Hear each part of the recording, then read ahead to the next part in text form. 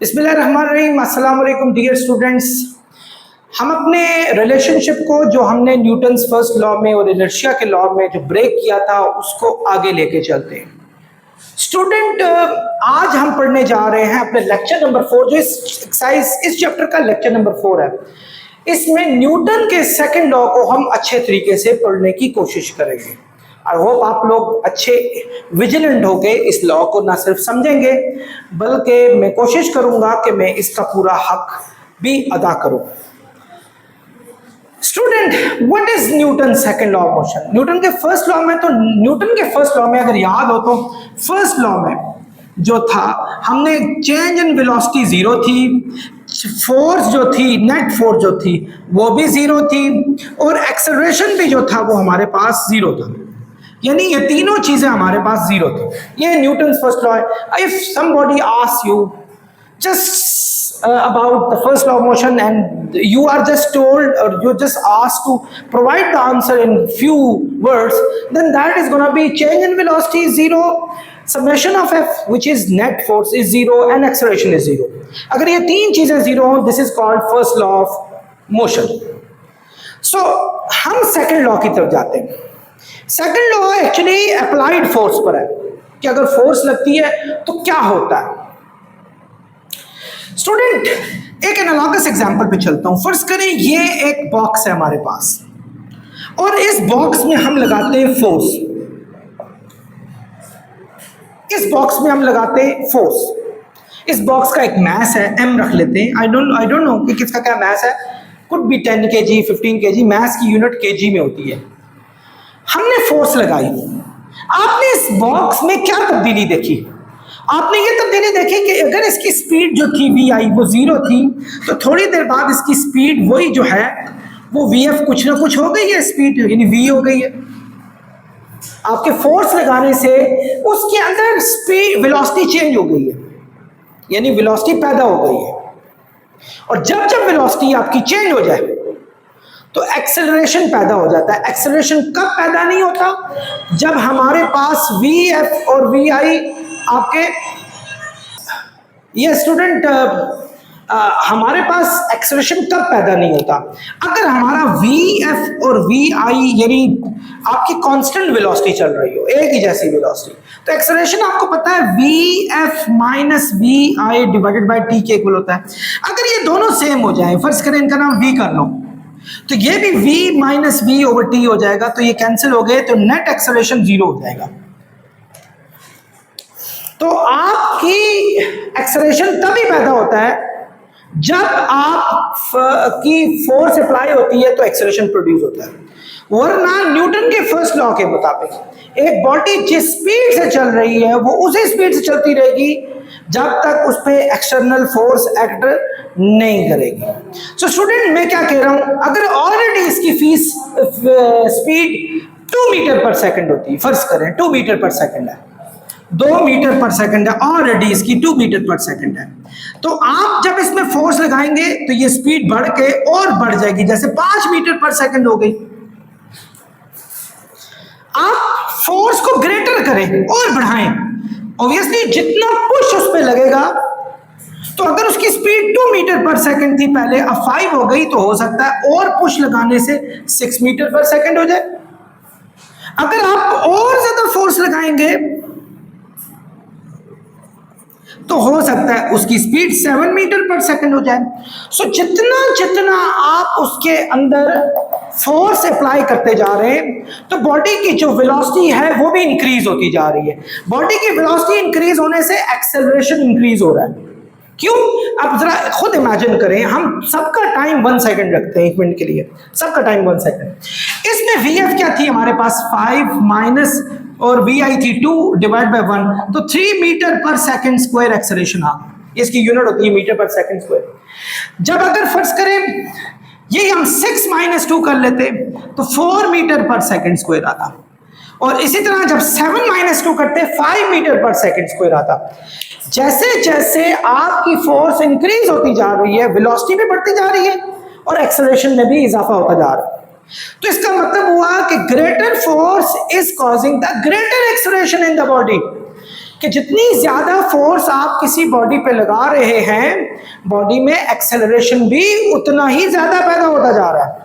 सो हम ये अपनी assumption से मैथमेटिकली एक बात कर सकते हैं कि एक्सेलरेशन डायरेक्टली प्रोपोर्शनल होता है फोर्स के, यानी ये क्वांटिटी इस पर डिपेंडेंट होती है, यानी फोर्स के बढ़ने से एक्सेलरेशन हो रहा है। ये इंडिपेंडेंट है, ये डिपेंडेंट है। इसके जो प्रोपोर्शनल के उस साइड पर है वो हमारी इंडिपेंडेंट होती है, यानी वो बढ़ेगी तो ये बढ़ेगी, वो कम होगी तो ये कम हो जाएगी। यानी एक्चुअली एक्सेलरेशन सारे का सारा डिपेंडेंट है फोर्स पर। फोर्स बढ़ेगी, एक्सेलरेशन बढ़ेगा। प्रोपोर्शनैलिटी का मतलब होता है कि इस चीज के बढ़ने से ये चीज बढ़ेगी, इस चीज के कम होने से ये चीज कम होगी। आई होप आप लोगों को मेरी बात समझ आ रही होगी स्टूडेंट। सो हमने न्यूटन का जो सेकंड लॉ है उसका फर्स्ट पार्ट हमने पढ़ लिया। हमने फर्स्ट पार्ट क्या पढ़ा? When a force acts on a body, it produces acceleration in a body, in the body। यानी जैसे जैसे आप फोर्स को बढ़ाते जा रहे हैं, फोर्स पैदा करते जा रहे हैं, एक्सेलरेशन भी पैदा हो रहा है। मैग्नीट्यूड ऑफ एक्सेलरेशन, ये फर्स्ट पार्ट है, is directly proportional to the force.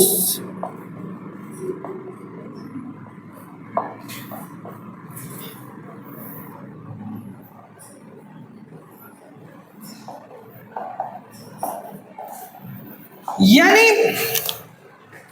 Force जो है, एक्सेलरेशन जो है वो डायरेक्टली प्रोपोर्शनल फोर्स के, यानी फोर्स के बढ़ने से एक्सेलरेशन भी आपका बढ़ता जा रहा है। सो ये फर्स्ट पार्ट था। दूसरा आपको मैं पहले समझाऊंगा, फिर हम दूसरा पार्ट भी नीचे लिखेंगे। स्टूडेंट गौर से देखें, इसका मास m था। हम फोर्स को 1 मिनट के लिए कांस्टेंट मान लेते हैं, 1 मिनट के लिए। आप यूं करें, आपने एक साइकिल में फोर्स लगाई 50 न्यूटन की, 50 न्यूटन की। साइकिल में जो एक्सेलरेशन पैदा हुआ वो 5 मीटर पर सेकंड स्क्वायर का पैदा हो गया। लेकिन जब वही फोर्स आप लगाएंगे बड़ी चीज बाइक पे, मोटर बाइक पे लगा दें, तो आप मोटर बाइक में इतनी ज्यादा स्पीड पैदा नहीं कर सकते क्योंकि मास बढ़ गया है। अभी थोड़ी देर पहले जब मैंने पिछले लेक्चर में मैंने आपको इनर्शिया बताया था कि जितना मास बड़ा होता जाता है उतनी वो अपनी स्टेट पे रहने पे ज्यादा देर तक मजबूर रहता है, तो हमें ज्यादा ग्रेटर फोर्स लगानी पड़ती है। यानी जैसे जैसे मास बड़ा होगा हमें ज्यादा फोर्स लगानी पड़ेगी। तो बहरहाल अगर हमने वही 50 न्यूटन की फोर्स उस पर बाइक पर लगाई तो वो उसमें इतनी ज्यादा स्पीड को चेंज नहीं करेगा, तो नतीजा एक्सेलरेशन कम होगा। यानी मास बढ़ने से एक्सेलरेशन कम हो गया। अब वही फोर्स कार पे लगाएं, कार हार्डली मूव करेगी, यानी एक्सेलरेशन इतना बड़ा पैदा नहीं होगा। सो हम जैसे जैसे मास को इंक्रीज करते जा रहे हैं, आप देखें ये एक छोटा सा बॉक्स है, इस पे मैंने 2 न्यूटन की फोर्स लगाई, तो पहले इसकी स्पीड जो थी वो 1 मीटर पर सेकंड थी। अब फाइनल वेलोसिटी जो थी, यहां जब बॉक्स पहुंचा तो वो हमारे पास 2 मीटर पर सेकंड बल्कि 4 मीटर पर सेकंड होगी। तो आपको पता है एक्सेलरेशन होता है vf minus V I divided by T, यानी 4 माइनस 1, टाइम हम 1 रख लेते हैं, 3 मीटर पर सेकंड स्क्वायर आ गया जब हमने इस पर 2 न्यूटन फोर्स लगाई। अगर हम बॉक्सेस को थोड़ा बड़ा कर दें और ये यहां इसकी स्पीड थी 1 मीटर पर सेकंड, वही स्पीड रखी, लेकिन जब 2 न्यूटन की फोर्स लगाएंगे, यहां जब बॉक्स पहुंचेगा तो हो सकता है इसकी फाइनल वेलोसिटी। स्टूडेंट्स थोड़ा इलेक्ट्रिसिटी ब्रेकडाउन हो गया था, तो बात हो रही थी कि जब आपने फोर्स स्मॉल मास पे लगाई तो आपने देखा कि स्पीड 1 से 4 होगी, एक्सेलरेशन 3 मीटर पर सेकंड स्क्वायर क्रिएट हो गया। लेकिन जब यही मॉक स्पीड आपकी वेलोसिटी आपने बड़े मास पर वही सेम फोर्स लगा के किया, तो आपने देखा कि ये स्पीड इस वक्त 2 मीटर पर सेकंड होगी। तो एक्सेलरेशन अगर फाइंड करते हैं vf minus V I divided by T, तो देखें ये 2 है और ये 1 है और टाइम हमने 1 सेकंड रखा है, तो ये 1 मीटर पर सेकंड स्क्वायर आ गया। आपने देखा जैसे ही हमने मास को ग्रेटर किया तो वो सेम फोर्स कम एक्सेलरेशन प्रोड्यूस कर रही थी। तो इसका मतलब हुआ कि एक्सेलरेशन पर एक बहुत अहम जो चीज असरअंदाज होती है वो मास भी असरअंदाज होता है। जितना जितना मास ग्रेटर होता जाएगा सेम फोर्स उसमें एक्सेलरेशन को कम कर देगी। यस, सो हम यहां से इजम्पशंस ये लगा लेते हैं कि mass and acceleration are inversely proportional to each other। Inversely में 1/m लिखते होते हैं, यानी एक्सेलरेशन का ताल्लुक मास के साथ इन्वर्सली है। जितना जितना स्टूडेंट मास बढ़ाएंगे एक्सेलरेशन कम होगा, जितना मास कम करेंगे स्टूडेंट्स इतना ही हमारा एक्सेलरेशन ज्यादा होता जाएगा सेम फोर्स के साथ। एक बात आप यहां भी अंडरस्टैंड करें, क्योंकि अब आपके सारे एग्जाम कॉन्सेप्चुअल बेस्ड होते हैं। जब हम फोर्स और एक्सेलरेशन का रिलेशनशिप डेवलप करेंगे, बात करेंगे, तो हमें मास को कांस्टेंट रखना होगा। एक ही मास पे हम डिस्कशन करेंगे, लेकिन जब मास और एक्सेलरेशन के बारे में डिस्कशन करेंगे तो हमें फोर्स को कांस्टेंट रखना होगा। आपने देखा ये दो डिफरेंट मास थे, मैंने उनकी फोर्सेस को सेम रखा, कांस्टेंट रखा, तो फिर मैंने रिलेशनशिप को डेवलप किया। लेकिन जब मैं बात कर रहा था क्या कहते हैं फोर्स और एक्सेलरेशन की आपस में, तो मैंने सेम मैसेज हर वक्त रखे थे, सेम मैसेज हर वक्त रखे थे। सो ये हमारे पास रिलेशनशिप डेवलप हुआ, यानी when a force acts on a body, जब किसी बॉडी पे फोर्स लगती है it produces acceleration in the body in the direction of net force. हाँ, ये मैं बात भूल गया हूं, in the direction of net force, यानी जो हमारे पास जो पैदा होता है एक्सेलरेशन पैदा होता है वो फोर्स की डायरेक्शन में ही पैदा होता है। Magnitude of acceleration is directly proportional to the force, यानी फोर्स एक्सेलरेशन फोर्स के डायरेक्टली प्रोपोर्शनल है, यानी इसके बढ़ने से ये बढ़ेगा, इसके कम होने से ये कम होगा, कीपिंग द मास कांस्टेंट। लेकिन जब हम मास और एक्सेलरेशन की बात करें, keeping the force constant, mass and acceleration are inversely proportional to each other. By increasing the mass your acceleration goes down, and by decreasing the mass your acceleration goes high. So and inversely proportional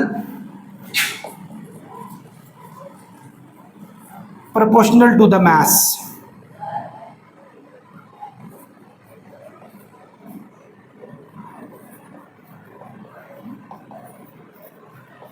तो student ये इसका mathematical derivation है। आपको पता है कि जो proportional में जो एक जैसे होते हैं उनको वन टाइम ही लिखते हैं, और जो बाकी होते हैं उनको मल्टीप्लाई करते हैं। जैसे इनको हम मल्टीप्लाई करेंगे, ये रूल्स याद रखने हैं आपने, क्योंकि आगे आपको बहुत फिजिक्स पढ़नी है। एफ को जब इससे मल्टीप्लाई करेंगे तो हमारे पास एफ ओवर एम आ जाएगा। प्रोपोर्शनैलिटी का जब भी साइन हटाएं इक्वल का साइन लगता है स्टूडेंट्स, और कांस्टेंट के लगता है। कांस्टेंट, कोई भी कांस्टेंट जो एक्चुअली कांस्टेंट का क्या मतलब होता है कि वो कांस्टेंट जो इस को और इसके प्रोडक्ट को इक्वल टू एक्सेलरेशन कर ले। तो सर आइजैक न्यूटन ने ये जो कांस्टेंट था ये 1 निकाला था अपने एक्सपेरिमेंट से। सो हम भी यहाँ 1 लिख लेते हैं, 1 into F over M. F 1 sir F होगा, एम डिवाइड हो रहा है, यहाँ जाके मल्टीप्लाई होगा तो एम ए, यानी हमारे पास फोर्स की वैल्यू आ जाएगी एम ए। मैंने आपको पिछले डायनेमिक्स में शायद फोर्स का एक यूनिट भी बताया था, फॉर्मूला भी बताया था एम ए। तो फोर्स हमारे पास एम ए के इक्वल होता है। This is called second law of motion, कि जब जब बॉडी पे फोर्स लगाई एक्सेलरेशन पैदा हुआ फोर्स की डायरेक्शन में। Magnitude of acceleration is directly proportional to the force. Force जितनी बढ़ेगी एक्सेलरेशन बढ़ेगा, मास जितना बढ़ेगा एक्सेलरेशन कम होगा, तो इनका कंबाइन इफेक्ट है F is equal to M A. Student थोड़ा सा और आपको कुछ बातें बताऊंगा, आई होप आप अच्छे तरीके से समझ रहे होंगे। F is equal to M ए।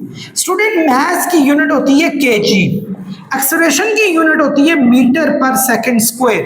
सो इसकी फुल फॉर्म हो जाएगी केजी मीटर पर सेकंड स्क्वायर, और इसको सर आइजैक न्यूटन के नाम से न्यूटन दिया गया था, जिसको कैपिटल एन कहा जाता है। सो अगर आपसे पूछा जाए हु इज न्यूटन, सो आप कहेंगे न्यूटन इज अ साइंटिस्ट। तो जब पूछे व्हाट इज न्यूटन, सो कहोगे 1 Newton is actually the product of KG unit of mass and acceleration in meter per second square. So this is equal to 1 Newton. I hope आपको second law of motion समझ आ गया होगा.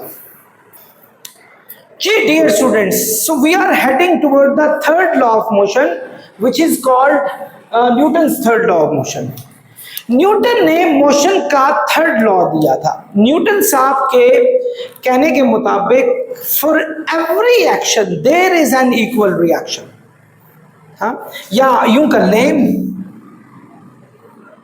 a reaction, बल्कि चले छोड़ें, for every reaction there is an equal, there is a reaction equal in magnitude. Sorry, for every action, not reaction, there is a reaction equal in magnitude and opposite in direction. क्या जबरदस्त poem बनी है.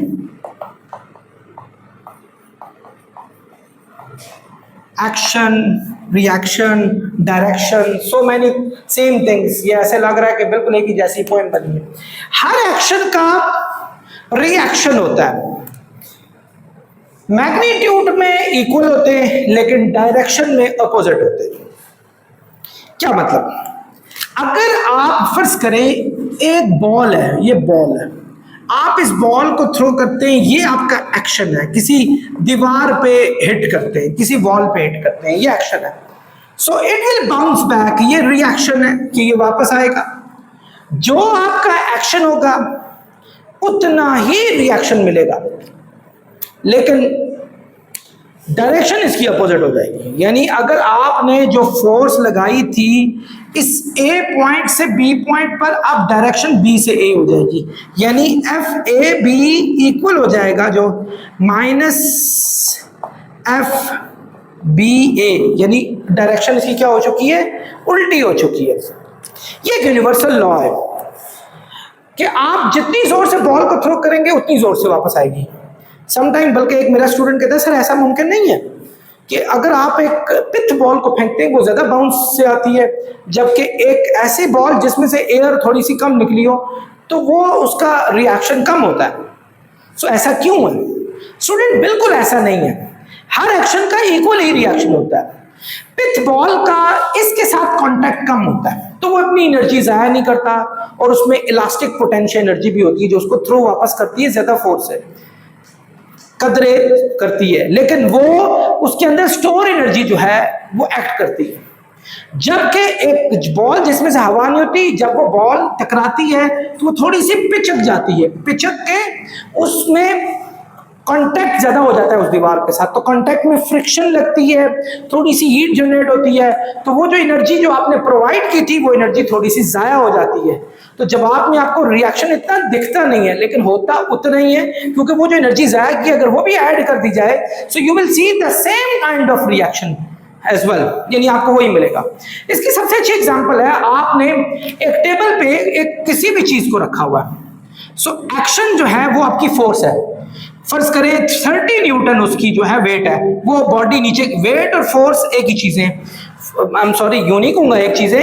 Wait actually वो force होती है जो gravitational force होती है, जो बॉडी को नीचे की तरफ जाने पे मजबूर करती है, जो उसका वेट होता है. तो ये जो टेबल है ये उसको रिएक्शन के तौर पर ऊपर फोर्स देगा और वो भी इतना ही देगा. इसलिए टेबल के ऊपर आप कोई भी बॉडी रख लें तो वो उसी जगह पर हैंग रहती है. ये नहीं होता कि वो या तो टेबल टूट जाए या फिर वो ऊपर चली जाए, वो बराबर होते हैं तो एक दूसरे के असर को कैंसिल आउट करते हैं. आपके सामने सबसे अच्छी एग्जांपल पंखा, फैन. आपका फैन हैंग हुआ है तो उसको टेंशन के तौर पर ऊपर जो है ग्रैब किया हुआ है एक रॉड ने, तो जितना आप एक्शन लगा रहे हैं उतना ही क्या होता जा रहा है उसके अंदर रिएक्शन. सो इसी तरह आप ये देखें, मैंने टेक लगाई है. सो आई एम पुटिंग फोर्स, यानी मैं एक्शन प्रोड्यूस कर रहा हूं और दीवार में मुझे आगे की तरफ फोर्स लगा के जो है वो रुका हुआ है, सो वो रिएक्शन लगा रहा है। तो जितनी फोर्स मैं लगा रहा हूँ उतनी लग रही है। आपको पिछले एक लेक्चर याद हो तो मैंने एक नेट फोर्स का आपको बताया था कि आप जब दोनों साइड से फोर्सेस बराबर हो जाएं किसी रेस्ट बॉडी पे, तो बॉडी रेस्ट पे ही रहती है, वो कभी भी फिर आगे मूव नहीं करती, बॉडी रेस्ट पे होनी चाहिए ऑलरेडी। तो नेट फोर्स की जीरो होती है, तो ये नेट फोर्स नियरली जीरो होगी हमारे पास। सो तमाम चीजें ये बताती हैं कि आप जैसे ये माइनस है ना, ये यहां जब ले आएंगे ये यहां जाके प्लस हो जाएगा, बी ए वाली फोर्स, तो यहां रह जाएगा जीरो, यानी सम ऑफ फोर्सेस हमारे पास यहां भी जीरो हो जाएंगी, नेट फोर्स जीरो हो जाएगी। जितनी फोर्स आप लगा रहे हैं उतनी फोर्स आपको जवाब में मिल भी रही है। सो आई होप आप लोग समझ रहे होंगे, for every action there is an equal reaction. हर फोर्स का जो एक्शन है और रिएक्शन है वो एक दूसरे के बराबर होते हैं और मैग्नीट्यूड में सेम होते हैं, लेकिन डायरेक्शन में क्या होते हैं, अपोजिट होते हैं। इसकी एक एग्जांपल आपके रॉकेट्स भी है जो फायर की जाते हैं।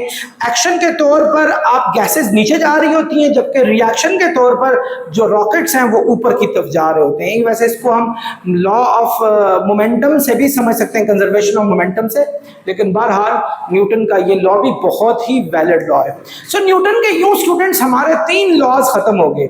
फर्स्ट लॉ जो था, a body that continue in state of rest stay in state of rest unless an external force applied on it, कि जब एक बॉडी स्ट्रेट रहती है किसी डायरेक्शन में या रेस्ट पे रहती है, वो अपनी हालत पे रहती है जब तक कोई एक्सटर्नल फोर्स उस पे एक्ट नहीं करती। न्यूटन सेकंड लॉ था, when a force acts on a body an acceleration is produced in the direction of the force. जब भी बॉडी पे फोर्स लगती है एक्सेलरेशन पैदा होता है और वो बॉडी की फोर्स की डायरेक्शन में पैदा होता है। Magnitude of acceleration is directly proportional to the force and inversely proportional to the mass of the body. Body का जो एक्सेलरेशन होता है वो फोर्स के डायरेक्टली प्रोपोर्शनल, यानी जितनी फोर्स बढ़ेगी एक्सेलरेशन भी बढ़ेगा, and inversely proportional to the mass of the body, और एक्सेलरेशन मास के इनवर्सली प्रोपोर्शनल होता है। जितना मास बढ़ेगा by keeping the same force, acceleration जो है वो कम हो जाएगा हमारे पास। तो F is equal to m में निकाला था। थर्ड था, for every action there is a reaction which is equal in magnitude opposite in direction. हर एक्शन का रिएक्शन होता है, मैग्नीट्यूड में सेम होते हैं लेकिन डायरेक्शन में ऑपोजिट होते हैं। आई होप स्टूडेंट्स आप लोग इस तीनों लॉज को अच्छे तरीके से समझेंगे और अच्छे तरीके से तैयार भी करेंगे और अपनी लाइफ में भी इसको अप्लाई करने की हर मुमकिन कोशिश करेंगे। इसके साथ ही आज हमारा लेक्चर नंबर 4 अपने इख्तिताम को पहुंचता है। नेक्स्ट लेक्चर तक मेरे साथ रहें। बहुत शुक्रिया।